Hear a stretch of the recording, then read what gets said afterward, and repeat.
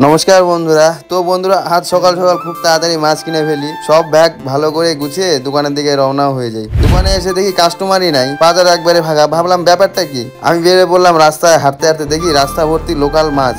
তো ঝিরি ঝিরি বৃষ্টি পড়তেছিল, তার উপরে আবার লোকাল মাছ এত উঠেছে যে শিঙি, মাগুর, গুজুরি, ঝিনুক, মানে সব ধরনের লোকাল মাছ উঠছে। তো এই অবস্থায় কাস্টমার না থাকাটাই স্বাভাবিক। তো আমি একটু কথা বললাম ওদের সাথে, ওরা বললো বৃষ্টি, কাস্টমার নেই, তাই দাম কমে ছেড়ে দিচ্ছি সব মাছ। তো এতগুলো পুঁটি মাত্র 200 টাকায় দিয়ে দিত।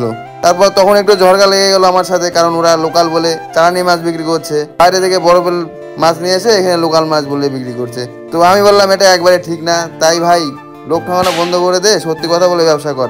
আমি লোকটা চালানি, এখানে লোকাল মাছ আছে একটা, সব তো চালানি মাছ এখানে তুই বিক্রি করছিস। আমি লোকটা চালানি। তো বন্ধুরা, এইভাবে কেটে যায় আজকের পুরো দিনটা। যদি ভালো লাগে আমার ভিডিও, লাইক কমেন্ট শেয়ার করে দিবেন আর ফলো করে রাখবেন অবশ্যই।